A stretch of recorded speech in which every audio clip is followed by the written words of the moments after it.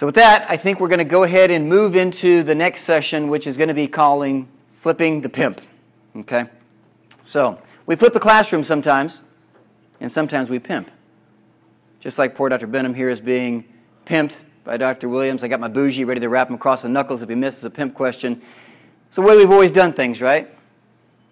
So I want to flip that a little bit for you. So, first, I don't have any conflicts of interest. If you do want to follow, I set up a Twitter account. I think there's a few people that tweet. So I'm at J. Scott Wieters if you want to check that out. Who's had a great teacher? Everyone's had a great teacher. So right now, who's going to share maybe some qualities of why that was an amazing teacher that they had? Whose shoulders do you stand on today? What qualities did they have? Compassionate. You're right. They've got to be compassionate. They made things relevant. They made it relevant. Exactly. That's a great point. Patience. They were patient. Took the time to allow you to struggle with things and learn. These are great words to describe what a great teacher is. Notice that nobody said smart. Notice that no one said how brilliant they were. Most of these are going to be adjectives and verbs that talk about the care that you give somebody. Okay? And I want you to pay careful attention to notice that. So when I give this talk to people, this is a very common theme that we pick up on. Yes, knowledge is important. We'll talk about that. But I think one of the bigger themes is that inspiring and caring trump knowledge every time. So I went ahead and asked a lot of different great educators, and I asked a lot of students, actually, what does it take to be a great teacher? And here's what I came up with. So a good teacher is someone who remembers very much what it's like to have been the student, someone who has then done the thing that they're teaching, and now as a teacher remembers what they learned and how they learned to do it best. I think back to San Antonio. Where's my San Antonio people? Stephanie, where's this picture taken? That little courtyard. Yeah, that's the courtyard, San Antonio, circa 1997. I'm dating myself here. This is the white coat ceremony. One of my most cherished photos I own, though. We've got my parents and both sets of grandparents. It's the only picture I've ever had like that. What an amazing time, right? I mean, we think about medical school. That's when you really formulate, what are you going to be in life? Who are you going to marry? What are you going to do? This is really a formative time. And I think back to my time in medical school, and I remember the case of what brought me to emergency medicine. I've told a lot of you guys this story before. I'm a third-year medical student. I'm in my surgery rotation. We're down in the ED. We're just waiting on somebody with abdominal pain, right? Sitting on your hands. You've been there before. And there's this bustling going on in the corner. And I'm kind of interested. And I peek back around the University Hospital. They had these curtains. I peeked around the curtain. There was about 20 people descending on this guy. He's really sick. Person at the head of the bed. Kind of find out this was a BAMC EM resident. They didn't have emergency medicine at our hospital. I didn't know it was a field. This guy was doing a community rotation at the hospital and was directing this code. And he saw me. And he looked and he said, just with two fingers, come here. So I stumble in with my little white coat, you know, filled with books. I'm waddling like a duck. And he says, this guy needs to be intubated. You ever done that? I said, no, man, I'm a third-year medical student. He says, that's okay. He was patient with me. Handed me a laryngoscope, got it in my right hand. He said, no, it's left hand. Pull this, hold there. Do you see this? Yeah, I do. Those are the cords. Take this, no, move it a little bit, put it here. I had just intubated my first patient. I was on cloud nine, and I think you've been there before, right? You all remember your first intubation, don't you? This guy put me on the map to be an emergency physician. I knew. I was like, that's it. That's what I'm doing. Never knew this guy's face. He ran off to go save somebody else's life. I had to go back and disimpact somebody. But that was what changed me, okay? The masked man. So then I go out, I go in private practice, and I had this crazy idea about, hey, maybe I'll go teach people. And so I get to academics, and they're just kind of like, hey, yeah, walk this plank, go teach someone. I didn't really have any training. I didn't know what to do, and they're just behind me going, hey, yeah, you can do it. Go for it. No problem. So I ended up kind of doing some childish things, and I asked my kids, I have some, full-time students, What's a great educator? A teacher can help you how long to count. Yeah. So I can teach you to learn how to count. And that's about all I could do when I was a new academic doc, right? I'm horrible at it. And so sometimes you might teach the very simple things. And a lot of times whenever you teach that way, it comes across in a really odd way. Are we model the things that were done to us? Because that's all we know. We have very childish ways to teach. And so you've probably seen this video before, but I wanted to teach you about how I did it the first time. Okay, medical student. Please tell me everything you know about what could happen to a person that would make them sick. That's kind of broad. What are you referring to exactly? Well, I thought you went to medical school. Well, okay, there are infections, injury, autoimmune disease. Yes, I suppose those are all things. But that is not the exact thing I'm thinking of, so I don't think I will give you credit for being correct. That is reasonable. I just think it's odd that you didn't say large bowel obstruction. Don't you think that is a really important thing to have on your differential? Yes. You are so right. I should study more. That makes me feel good about myself, that I thought of something you couldn't possibly have known. You are so wise. This style of learning really helps my self-confidence. Hey medical student. What is the difference between dog crap and a medical student? I don't know. You don't go out of your way to step on dog crap. That is really funny. I love that funny joke. And I wish you would tell it to me 4 or 5 times per day. Also, dog crap does not say thank you after you step on it. Wow, I'm having a great time here. Thank you. That's sometimes the way it comes out, doesn't it?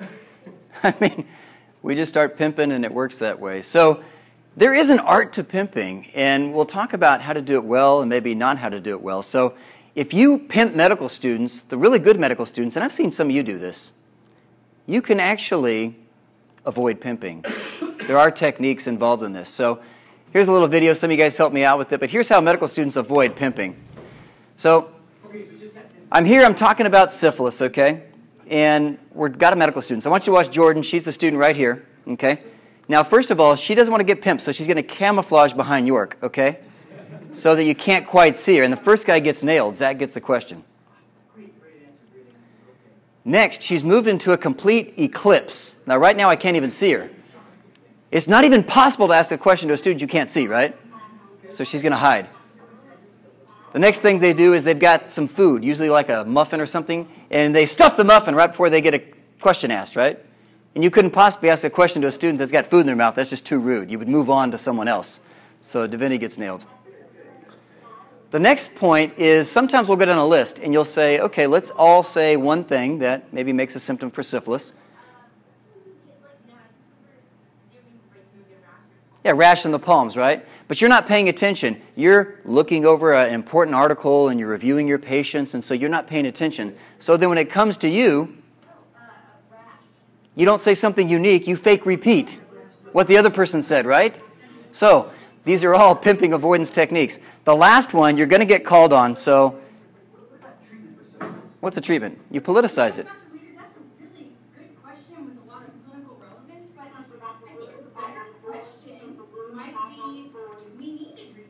I don't know. I mean, that's a deep philosophical question. How can you even treat that? I don't know.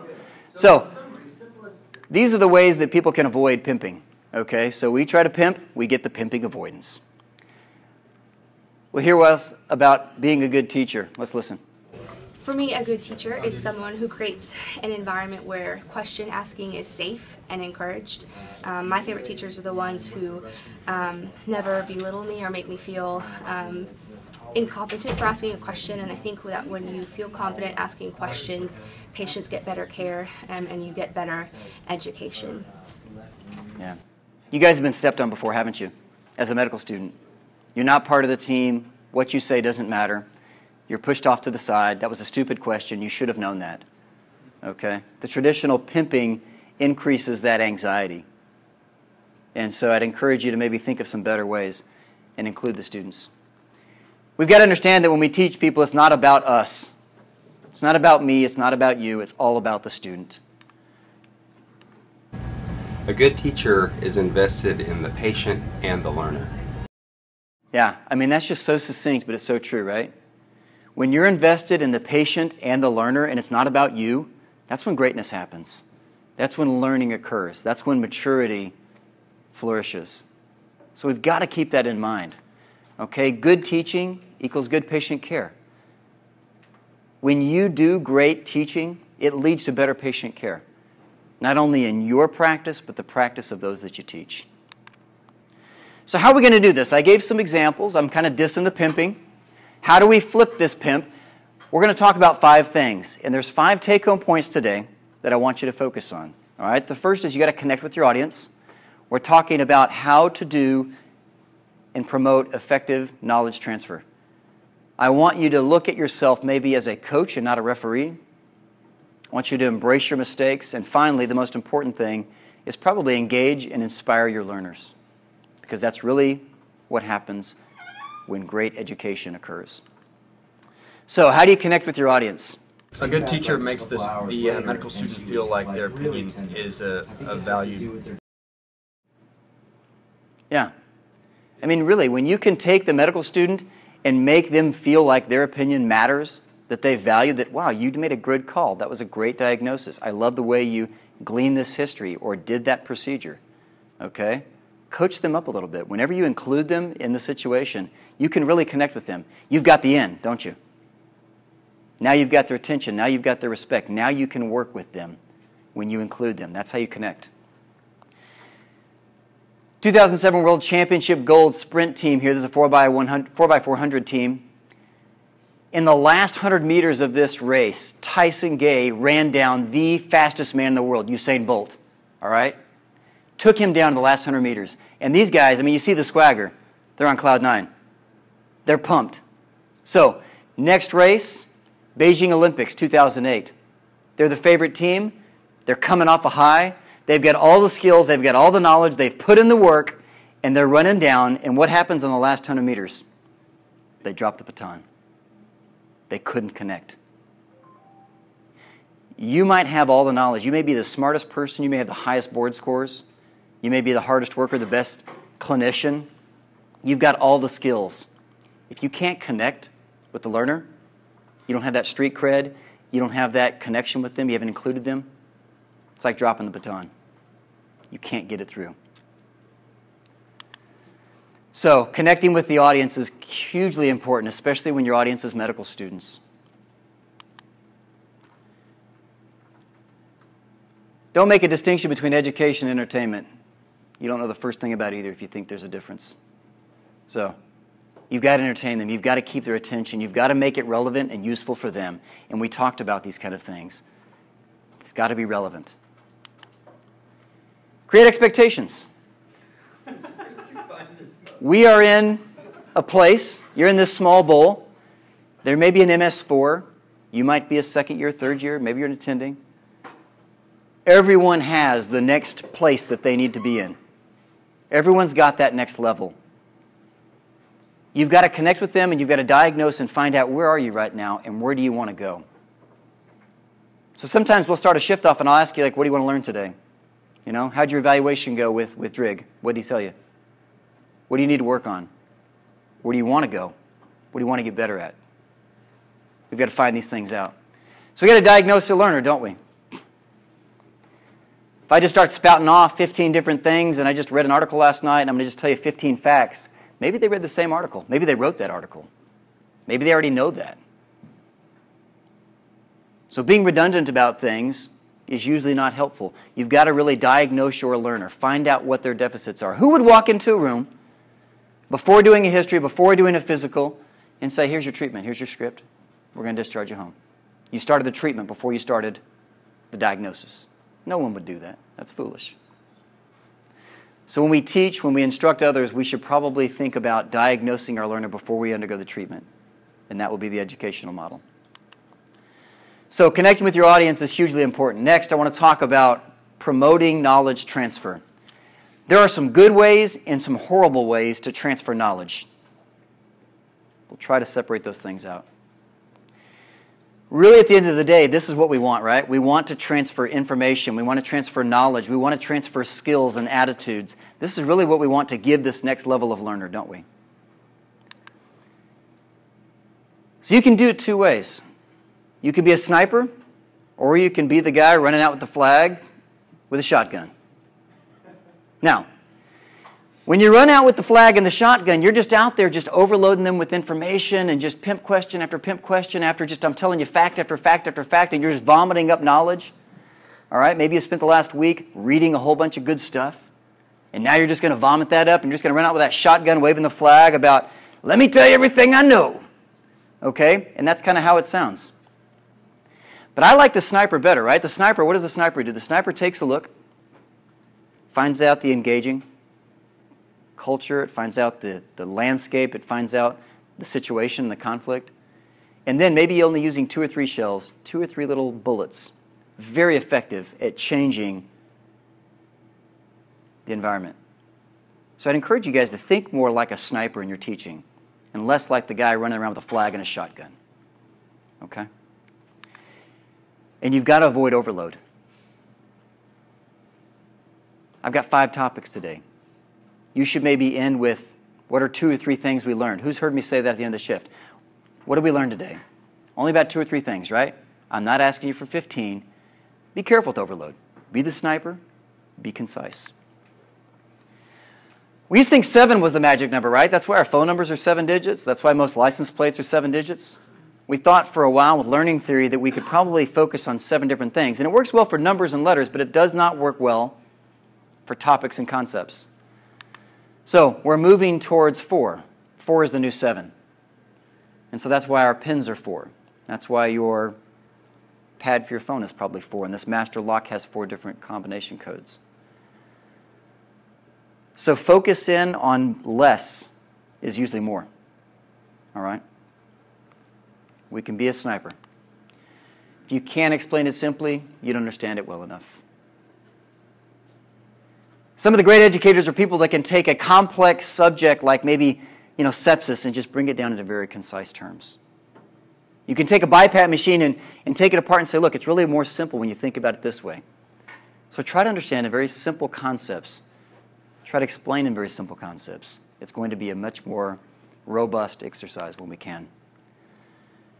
A little bit about slide design. A lot of you are going to give presentations. A lot of you guys are going to give slides and like words, and you got your main topic here. Notice I don't have any bullet points on my slides, do I? Because when you show bullet points up here, people miss the main concept, and you're missing it right now.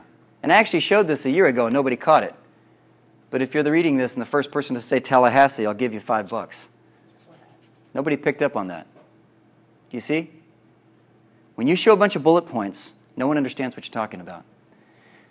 The sight and the mind and reading and learning and listening all work in very different ways. If I am talking while you are reading, your brain is processing those things at the very same point, and they get confused. We don't do the two very well. Okay? When I show pictures, your mind is going to read that in a very different way, and it's complemented, not competed, by auditory sounds. Okay? So when you do presentations, when you do modules, avoid the bullet points. Nobody reads these. First rule of marketing. Who's ever taken a marketing class?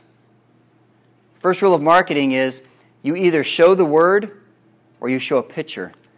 Never show both of them together. Okay? It's redundant. A week later, people showed an image of an apple versus the word apple. 65% of the people remembered the image. Only 10% remembered the word. Pictures are powerful. When you have the opportunity, use pictures and not words to communicate your concepts and your thoughts. I love this. This is a Twitter article that blew up. I don't know if any of you guys saw this, but the topic, this is actually a business, paper here from Bloomberg. Using Times New Roman as a typeface equivalent of wearing sweatpants to an interview. Yeah. So be careful with some of the common fonts. Who's ever seen Weingart present? Scott Weingart, ever looked at his? Arguably maybe one of the best guys out there. He uses a very different font. It's not the same as everybody else's Times New Roman. It's very unique. So if you do have to use words, don't use plain New Roman. Use something unique. All right, moving on to transferring knowledge. If there's one paper you want to take a look at, if you're interested in education, if you're interested in being a better educator, this is a great article that came out last year. Top 10 ideas to improve your bedside teaching in the ED. Okay? Green and Chen wrote this, and it's got a lot of different topics. I'll talk about some of them next. But one of the things they talk about is telling the narrative of a story. Okay? I love the look of people's hands when you walk in there and examine them. You can tell a lot about a person by their hands, can't you? Say, wow, yeah, you worked for a living, didn't you? And you're a mechanic is what you do. I can tell by looking at your hands. Or maybe you saw a $50,000 Tiffany ring. Well, this is going to be a tough interaction. I love looking at hands. There are pictures into people's lives. But the way that we remember things, the way that our mind processes information is usually in the narrative of story. Okay? And that's why, the Bible wasn't just 10 commandments, right? If that's all it was, that's all it would have been. But what did Jesus do with his people? He didn't give them rules. He went and told stories. He told parables. He told allegory. He told stories about people's lives. And that's the way that he communicated things. Okay? People argue maybe one of the best teachers that's ever walked in the world, So that's the way that Jesus did it. That's the way the Bible is recorded, is a group of stories. And we remember these better. Okay? Jesus didn't have bullet points. I think a good teacher is someone who lets you push your knowledge as far as you can go. Maybe lets you go a little bit further and lets you hang yourself just a little bit. Not too much that you feel bad, but a little bit. A good teacher is going to challenge you a little bit, right? Good teacher is going to kind of let you go. And I tell you a lot of times, right? Do I have a right answer for everything? This is the only way to treat bronchiolitis. This is the only way to treat someone that's altered? No. I say, what you've done is reasonable. You might be on the very aggressive side. You might be on the conservative side. But I'm going to let you go with that rope. Sometimes you might hang yourself by getting a D-dimer when you shouldn't. But you're going to remember those times. Let them have some rope. Encourage them. Give them some leash. How do we do that? One of the techniques that I love is the 1-minute preceptor. And this has been validated in studies and such. But what it is you really force them to get a commitment, okay? What do you think's wrong with this person's abdominal pain? What do you want to do with them? Do you want to send them home? I don't know. I could get a CBC. I could get a CAT scan. I don't know. What do you think? No, I really want to know what you think. I need a commitment from you. Okay, fine. I want to get a CAT scan. I'm worried about appendicitis. Great. Now we've got the commitment. Next, the most powerful question we can ask is, why? Why? Maybe you got a lucky guess. Okay? Maybe you saw that there was already a CT ordered. Okay? But why did you want to do that? That's the most powerful question that we can ask. So after we've decided, we can ask why. If you're ever stuck with something with a student, you're not sure how to teach them, get them to commit to something and then ask them why.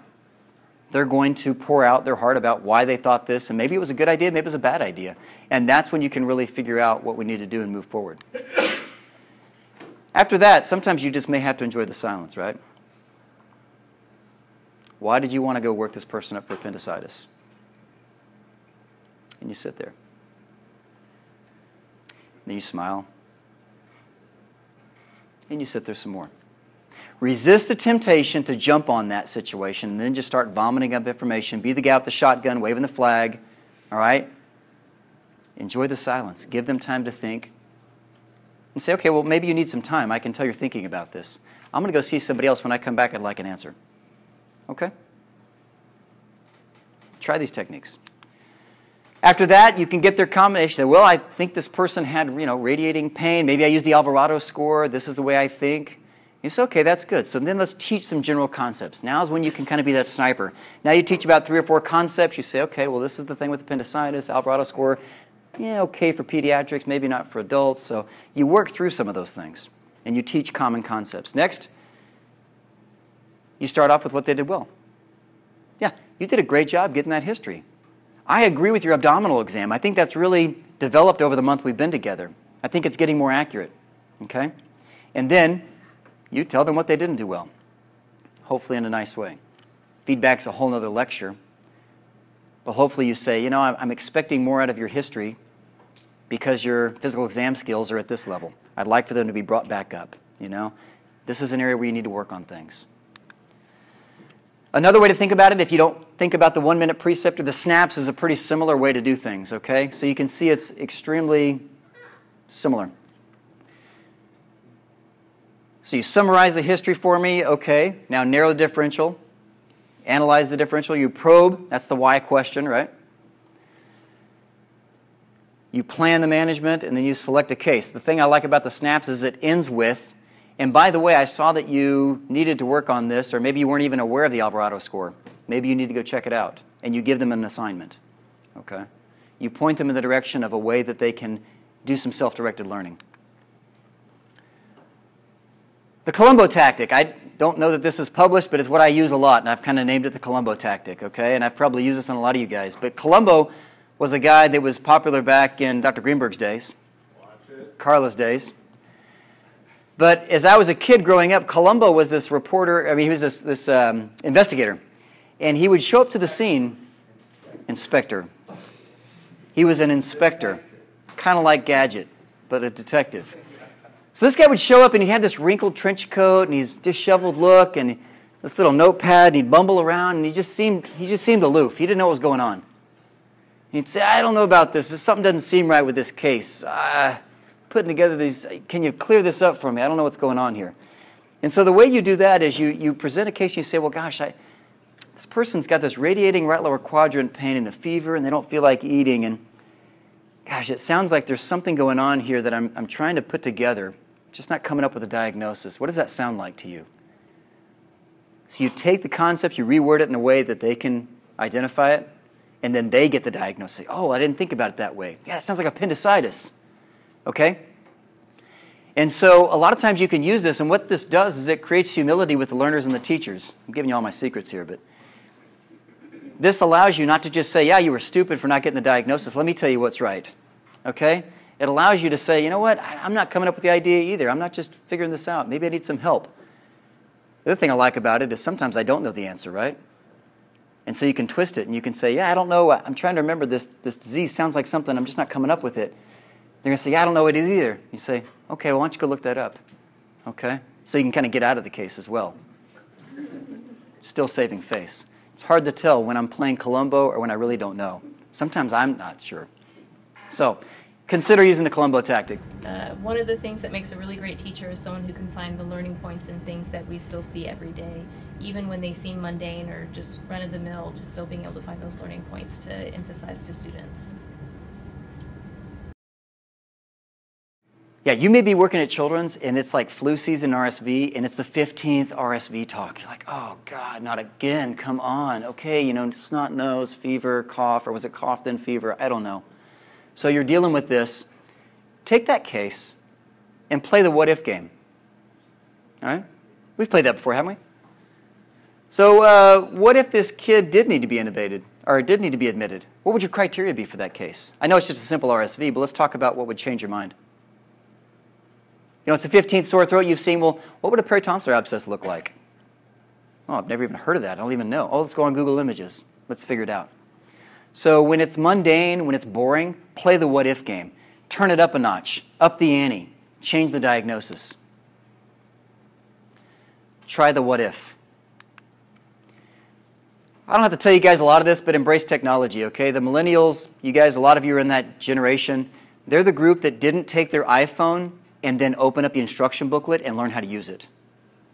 What do they do? What do you guys do when you get a new phone? You just pick it up and start playing with it. You figure it out.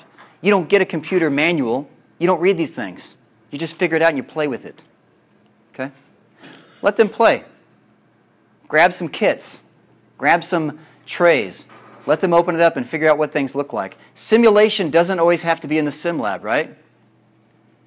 I love the sim lab. I think it's great. It's powerful. It's okay if we make mistakes here.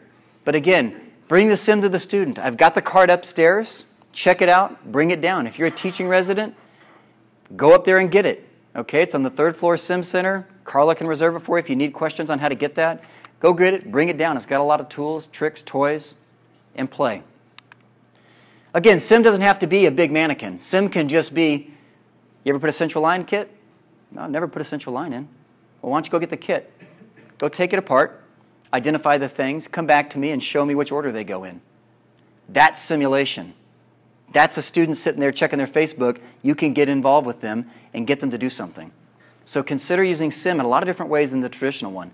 Hey, go look through and give them a laundry list, like a scavenger hunt. Go to the trauma bay, and I want you to identify a crike kit and introduce her in a chest tube tray. Okay, great. Now we're learning. Go figure out the defibrillator, right? How many students, the first time they've seen a defibrillator is maybe in our sim sessions or maybe clinically? That should not be the case. Take them. Show them the defibrillator.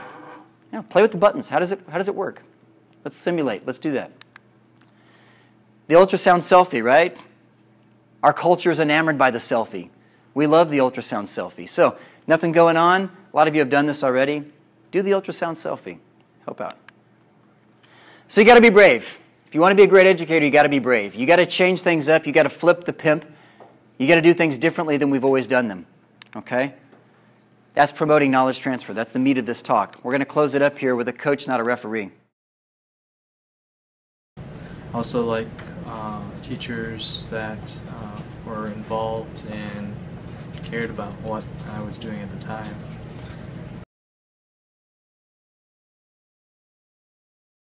A teacher to me is someone who cares for you.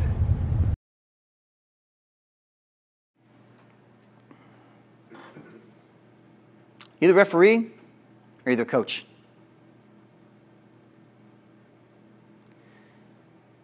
Referee always does negative feedback, right? Blows a whistle, tease him up. You never see a referee come by and say, hey, that was a foul, but you know what? You were really trying hard. That was great. All right? Referee never gives positive feedback. Referee never encourages. Referee never cares. They try to play stone face, right? Business. When you only teach students by pimping them and asking them questions that they get right or they get wrong, you're being their referee. Okay? The verbs and adjectives you guys use to describe great teachers, the polls that I took are saying that it's more like a coach. That's what a good teacher is.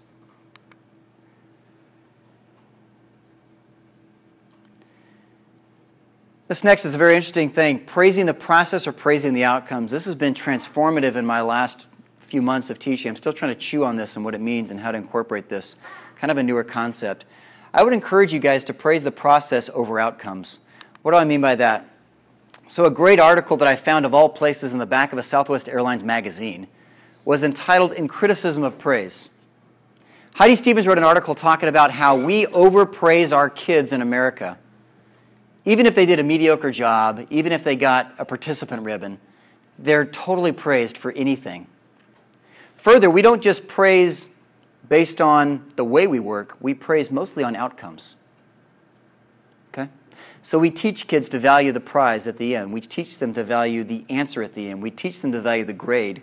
And we teach them to value the outcome so much more than the process of learning, so much than the whys. So, to bring this interesting point up, she talked about some psychological research that really, this is deep stuff. So they took kids, and I'm sorry, if you think that students are not kids, I disagree with you. I picture you guys as all my children, even though that's probably not physiologically possible, but I really think that that's a better way to think about things. So they took these kids and they took a study, and the teacher gave them all the same test. It was a pretty easy test, and they got A's. And half of them, they said, hey, you did really great. You must be smart. Okay? And that was the feedback they got. You're just smart. The next group, she came back to, hey, you did really good at that test.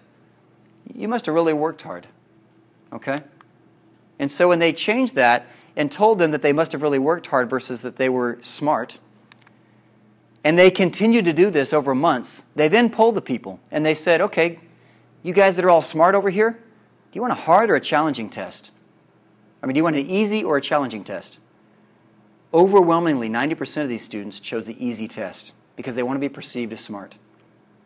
Okay? The group that was, congratulated for their hard work, about 90% of them, what do they want? They want the challenging test. They wanted the challenge. And looking forward, now this is the money slide here. When they looked at them later, the group that just kept getting told they're smart, all right, they did 20% worse. All right? The hard workers, they actually did 30% better. All because of the way they were praised. Okay? So how does this look? When we praise answers, when we say, here's the Pimp question, did you get it right or wrong? Oh, I got it right, great, okay? I'm only worried about your score on the test, if that's all we care about, okay? What does that produce in a learner? Well, it produces that it's most important to just look smart, all right? Fear of failure is prominent. You've all seen the student that's like, oh, I got a question wrong, oh, it's just ruined my day, oh, it's horrible. I don't look smart, okay? You tend to word associate. I tell all these medical students, I tell some of you guys, S1Q3, T3, you say PE. I show them an EKG in a case, they miss it every time, okay? They hide their learning gaps. They're afraid to take chances because they're scared that they just might not look smart. They want that trophy. And they avoid risks. They don't want to be creative in the way that they're learning. And so that exacerbates discouragement, and then you get people in deep depression because they missed a Pimp question or they didn't get a great score on step 1. If we praise the process, now we value concepts more than answers, right? We're in the skin, a little bit more in the game. We have a much deeper understanding of the way processes occur. Now I know PE works in a very different way than just the word association between the findings. There's now a power and a value for perseverance. They're willing to take chances. They're willing to show their gaps and their learning deficits. It's okay now. It's a safe place. And this is the person that's going to be the lifelong learner. And I think this is the kind of stuff that we all want in ourselves and we want in our learners. So consider being a coach, not a referee. Praise the process. Don't just praise the outcome of the answer. Very big point. Next, we've got to be able to embrace our mistakes, and this goes along with being humble and being a great teacher. A good teacher is someone who is going to challenge you enough to let you make mistakes, because when you make some mistakes, then you learn from them.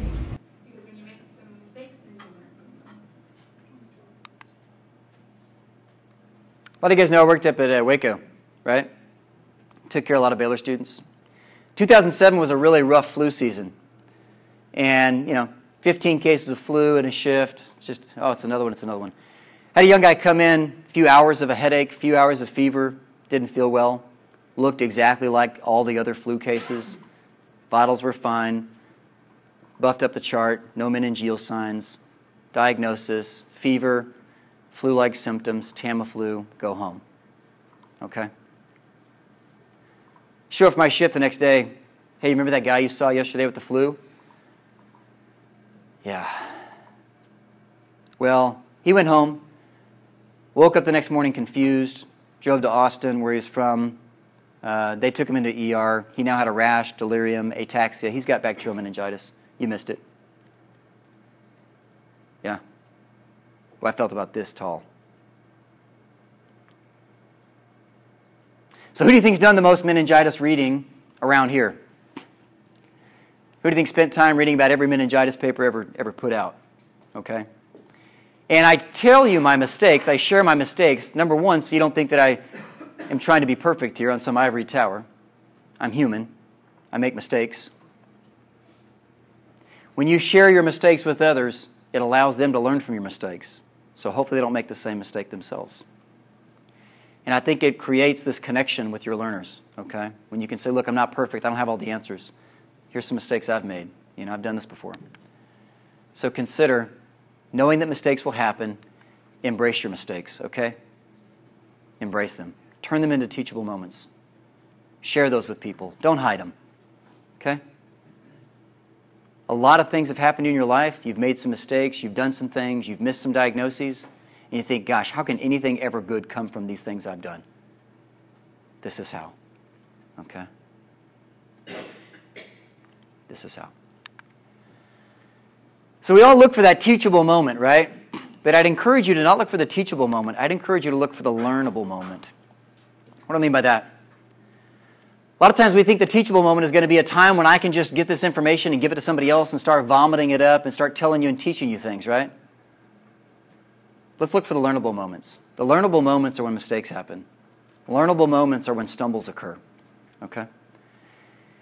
And you've got to create an environment that's okay with this. How many times, who's been through my sim talk at the beginning of sim that I do the first time with the students? Anybody been through that before, the first week of sim? You always get there kind of late, I guess. All right. So what I tell them is I say, look, The whole point of this is that I want you to have some stumbles. And I need everyone's permission right now. Is it okay if you fail at this?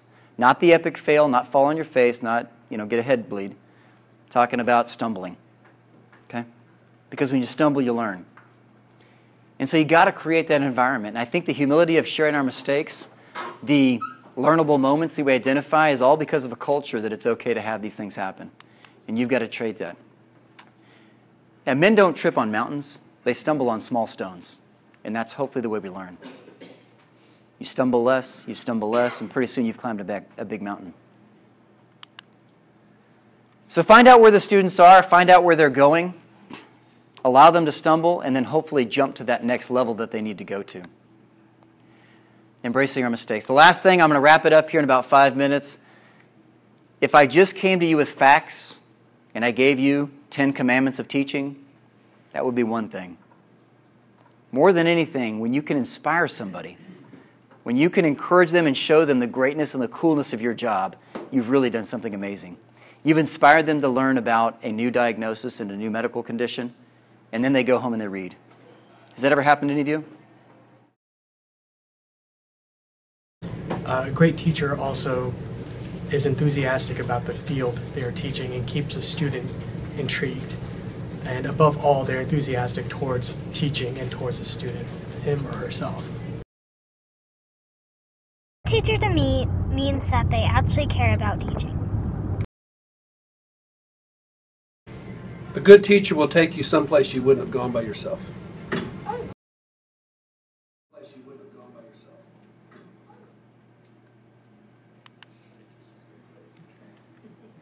So we've got to inspire our students, right? And we've got to take them someplace they wouldn't have gone by themselves. Don't just teach them, okay? Provide conditions where they can learn.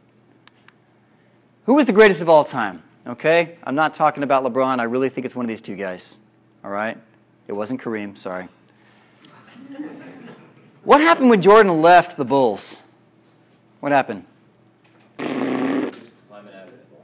Yeah, they failed, right? What happened when LeBron left Cleveland, though? He ain't the greatest. But when Magic left the Lakers, Or Miami. yeah, when Magic left the Lakers, they kept going. They did all right. Okay? Jordan was the one-man show. Jordan did everything himself. He had some teammates that were great, but he was really a one-man show. But who was Magic? Magic was the assist man. He was the first huge, real player coach. He made everybody around him better. He was the assist man. He set other people up for success. Wasn't really in it for his points. He was really trying to make the people around him better.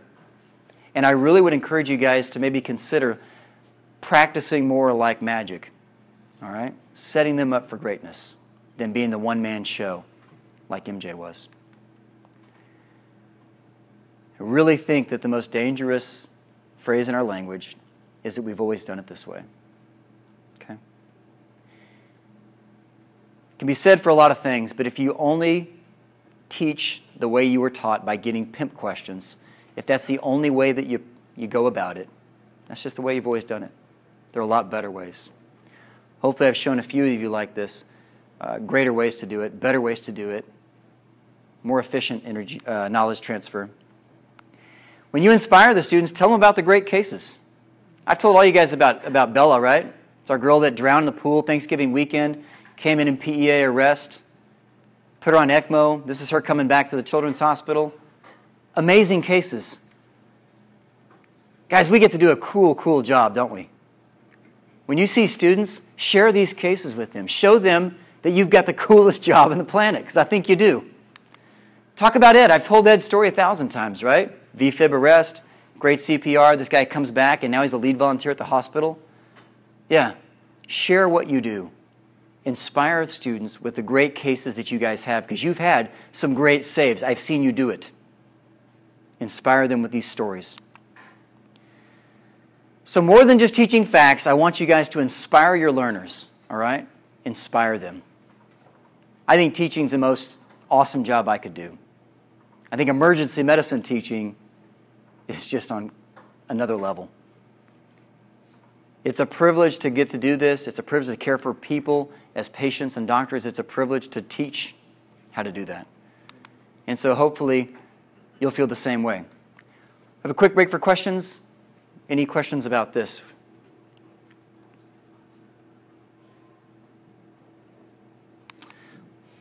Hopefully I've connected with this audience. I want you to connect with the students, okay? We talked about ways to do that. We talked about ways to do good knowledge transfer and maybe mediocre knowledge transfer. There are better ways to do it.